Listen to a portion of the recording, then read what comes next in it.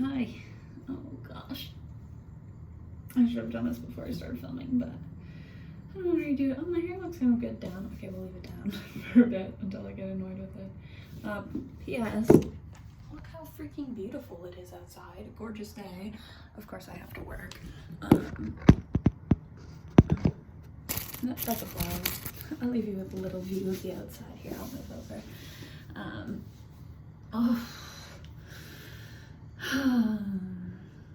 It's 1 o'clock. I've done nothing today. I make breakfast, but I have to go to work later. I'm already overwhelmed. Surprise, surprise. Drama Queen 101, overwhelmed by noon. Actually, it was by 10 o'clock.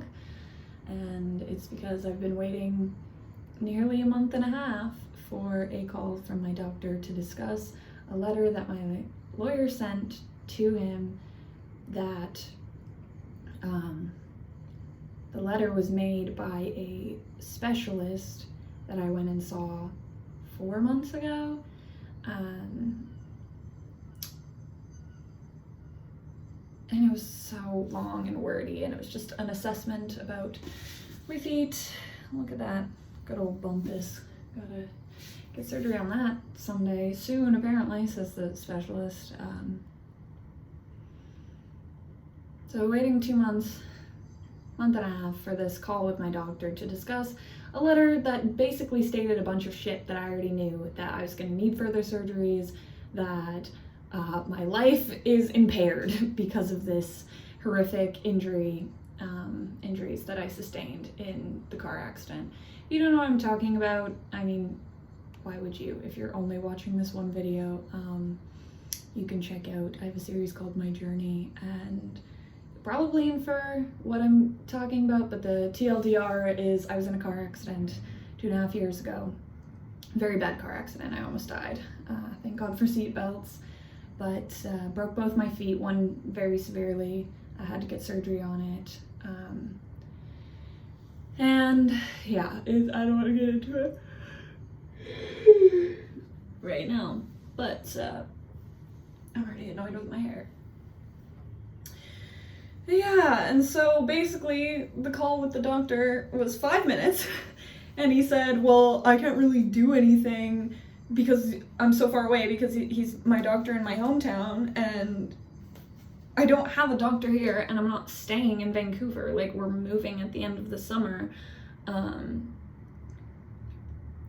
You know, like, once I settle into an actual place, I'll get a doctor. But, like, anyways. So he's like, well, I'll just send a note to the specialist that I was referred to and get him to see, because they want me to get x-rays and a CT scan. Oh my God. Can you see this? There are people. Can you see that? Where is it pointing? There are human beings hanging. I don't know what they're doing. Painting? Looks like they're painting. I don't know if you can see that. That just caught me off guard a little bit, if you couldn't tell. So he said that he can send a note to the specialist guy that I went and saw, seeing if that guy could give me the referrals to that I need to get the CT scan and the x-ray, and like where I should go to get that done, and that, you know, they can have that little back and forth or whatever. And I said, yeah, thanks, because my doctor asked, he's like, kind of in reference to my lawyer, like who does he, like, who's gonna be dealing with all of this, like, stuff, basically. I can't remember verbatim what he said. I was like, me, I just have to figure it out. And it's like so hard, because I work and I'm very involved in my job, and like that's my biggest focus. And then I also have to do my taxes soon, because, you know, I'm a fucking adult and I have so many responsibilities. And then I'm also in a relationship, and that's like really consuming for me. And I would assume most people in relationships, it consumes a large portion of like their mental space. And all of the stuff that's going on around that, because it's still a relatively new relationship. And also we're in Vancouver, like living in this place neither of us ever lived before. All we have is each other, and like it's great, and I just want to enjoy my time here.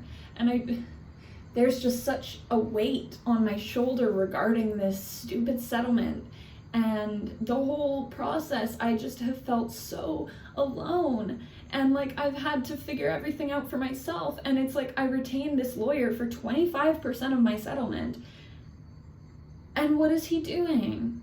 You know, like extending the time. You know, he used to work at ICBC, so he like knows the ropes and blah blah blah. And but it's not like he cares about me, and I'm not expecting him to, but like I just feel like a number. I feel like a paycheck to this man, and he doesn't care about the humanity of it or the actual details of my case. And I know they probably have a lot of cases, but that's the thing. They know. He used to work at ICBC. He knows they don't want to go to court because they're going to lose, especially in a case like mine where I'm 0% at fault. And so he knows that if he does the bare minimum, he can get a big settlement out of me. And like, it just sucks. And if I could do it all again, I would do it differently. And I feel like I'm wasting my 20s in the grasp of a fucking insurance company after already being through this like horribly traumatic experience, being in a wheelchair for 3 months, having to learn how to walk again for 6 months, and still being disabled by this accident, and knowing that if I live to an old age, that my life will be impaired because of this.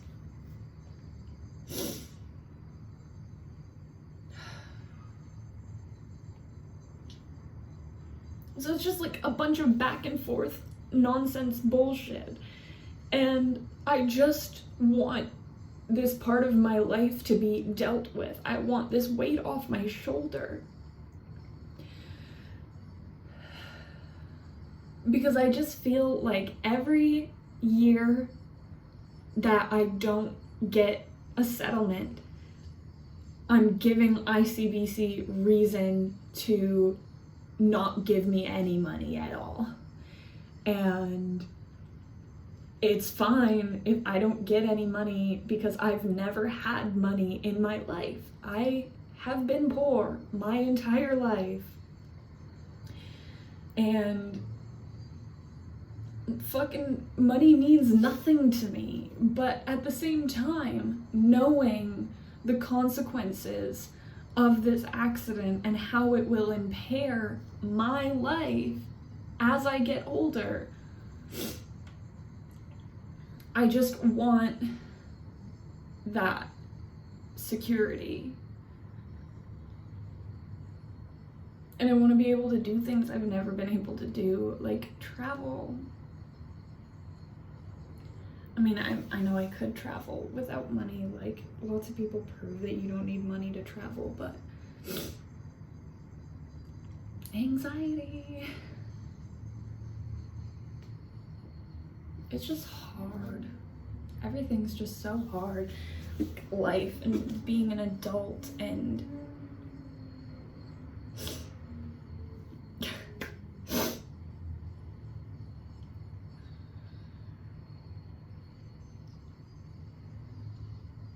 there's just billions of us.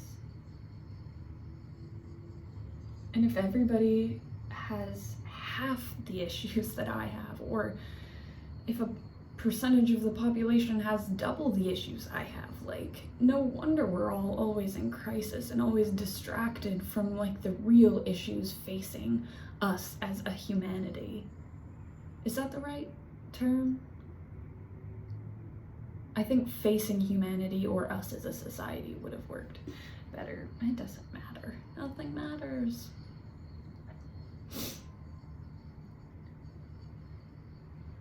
We're all just specks of dust, stardust on a rock floating through space, flying through space at speeds that are incomprehendibly fast. I don't know if that's a word either, but you get what I'm saying. Or maybe you don't. Or maybe you didn't even watch this far. I know most of my videos say people click off after 30 seconds, which understandable. I am not interesting, nor am I trying to be interesting, by the way.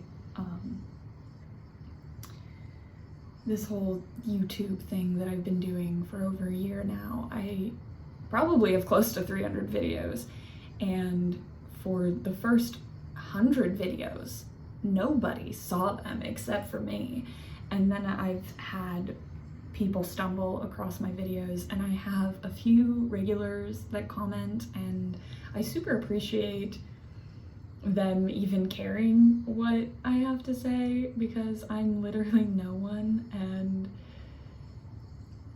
I don't know, it's just kind of cool.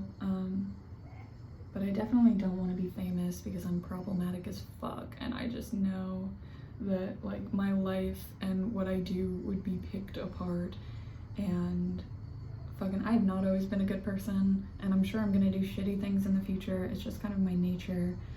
I don't mean to be that way, like I'm not like malicious or, you know, whatever. This video's all over the place. I just haven't felt ready, but I want to make a video telling my accident story, but I want to be able to tell it like without just bawling the whole time. And it's funny because I've told the story, the Cliff Notes version of the story, 1,006 times at this point. But I remember it was about a year after the accident, and you know, everybody always asks, so you tell them what happened, and it's very, like, I'm very detached from it at that point. And then my coworker at the time, a sweet old Korean lady, Margaret, was asking me about it, and there's this language barrier, so a lot of the things I was having to like explain really slowly about how this is going to affect me for the rest of my life. I'm going to be in pain for the rest of my life. I'm in pain every day. And I remember in that moment, like, I was just choking back tears the whole time, and it caught me so off guard because I think that was about 1.5 years after the accident. And I just thought I had grasped it better, but then understanding that no, I was just separating myself from the trauma. You know, classic trauma response is to just like detach yourself from your experience. And the phone call today, and I was just sobbing after, and Nathan was just holding me, and like it just made me realize like how fucked up I am about it. And now I just like push it off and I try to ignore it, but I can't because it's gonna catch up with me. And like right now I'm working 5 days a week. Like I'm working too much, and I know that, but it's like I don't have a choice. Like if I want to be a pastry chef, if I want to do the work that I'm doing and that I love and that I'm so proud of, you like, to a regular person, to an able-bodied person, the amount I'm working is like the dream. I'm working less than 40 hours a week, getting paid well enough, and getting to do what I love, and I'm really efficient. Like I'm really good at my job. I'm so good at my job, and I love it so much, and I just find beauty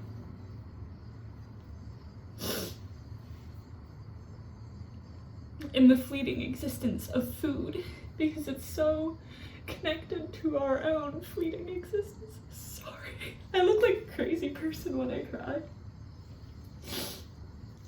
Some people are cute criers, not me. I am a very ugly crier. But I love my job. And I love working with food and making art out of things that we eat. And not only do I want to make it like aesthetically pleasing to look at, but I want it to be delicious. And I want people to, like, my whole goal with this new menu, I'm launching a new menu. I already have one dish out, and I'll make a video on it when I have both, because there's 3 desserts on the menu at all times, but one of them is the picarones, which is a donut. So I'm just working with 2 basically. And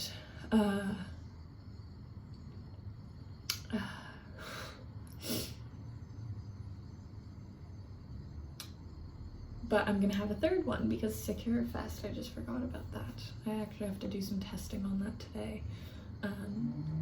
So I'll do a video when I have all the plates, and I'll kind of go over them and whatever. But essentially, I'm working with very basic flavors. So strawberry mango, strawberry panna cotta, mango ice cream, delicious, beautiful, chocolate and coffee. Doing a flourless chocolate brownie, coffee mousse, dulce de leche, crumb, beautiful, delicious, easy, simple. Because I want to increase dessert sales. I want people to look at the dessert menu and know that they're gonna like that. I don't want them to see something that they're like kind of hemming and hawing, they need some convincing. Like, I want a server to be able to drop off a dessert menu and the customer know that they're gonna really like that, and maybe even be the highlight of their meal, both flavor-wise and aesthetic-wise, just with elegant plating and what have you. And yeah, I love my job, and I love the food industry, and I always have. I've been working in the food industry since I was 14 years old, and even before that, like, my dad always worked in restaurants. He's a chef and cook. I don't know, now that I know real chefs, I don't know if I'd call him a chef, but he has the attitude of one. He has the work ethic. Maybe it's not high end, but he's a hardworking man and always has been. And I credit a lot of my skills in the kitchen to that. So, but going to pastry school really opened my eyes to the beauty. And a lot of people, you know, they think of food art and they think of showpieces or wedding cakes, and those things are so beautiful and they have a place in this industry. But for me, I like making things, and I'll probably get into cakes later, but I like making things that you just eat right away. And like, wedding cakes for sure are like that. It's like that kind of in between a showpiece and like an actual dessert, where it's on display for hours and hours at your wedding, and then you eat it. And you do all the rituals and whatever, and yeah. But just the temporary nature of food, even a showpiece, it's still food. I mean, the longest it'll last is a few months, or maybe longer, like if you're doing chocolate or pastillage or dead doughs or, you know, whatever. A dead dough is a very, very salty bread dough, not made for eating, but made for bread showpieces. Where was I going with this? I think just that I love my job, and I'm going to have to give it up. And I'll always make food. I'll always make good food for people. That's never gonna stop. And I don't want that to ever stop, and it won't. But working in the industry like I have been is just not feasible for me physically, and it's so heartbreaking because I could really make a name for myself, and I could really do some cool things.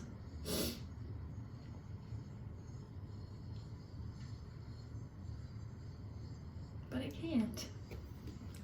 And I don't know what that means for my life in the future. And I don't know what else I even want to do. And so it just makes me want to live the cheapest fucking life possible and just fucking enjoy the things that I like to enjoy, like birds and nature and water. I love the water. So, yeah, I'm just kind of overwhelmed, and I want this ICBC ball and chain to be gone so I can just live my life and dictate when I want to get surgery based on when I think I need to get surgery, not based on some doctor who doesn't care about me, you know? And like, don't get me wrong, I respect doctors, but doctors don't really respect me. In my experience, I've had very few like good doctors, and don't get me wrong, the surgeon who did my face when I was a child and got run over by a truck and the surgeon who did my foot were both fantastic doctors. And I've had known good doctors. But when it comes to like less serious stuff, but that's like serious to me because it's my body and my health, I'm just not respected. And it's like, I know it's because I'm a woman, and you know, I have anxiety, so they just think I'm making it up, and I would rather just fucking let it sit and die than be told nothing's wrong with me when I know something's wrong with me. But that's a whole nother fucking aspect of my existence that I don't want to get into right now because I need to go shower, and this video is already 20 fucking minutes long, and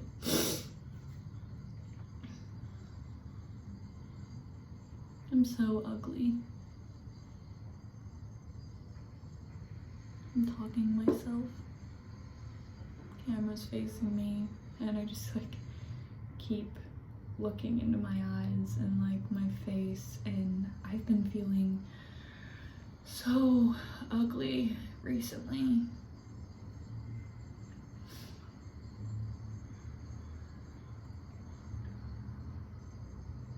Because I have a weird lopsided face. My nose is crooked. My chin is crooked. My eyes are crooked. My ears stick out. Gap in my teeth. Wrinkles and lines and pudge and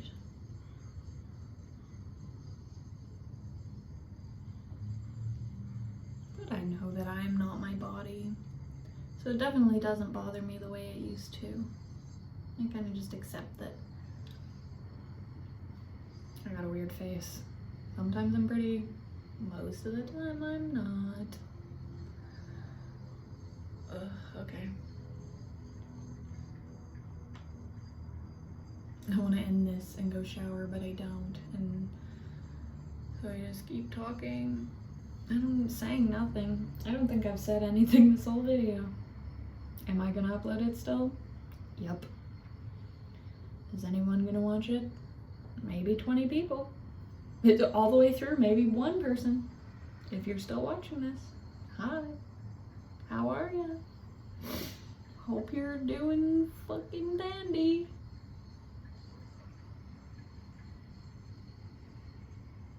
Okay.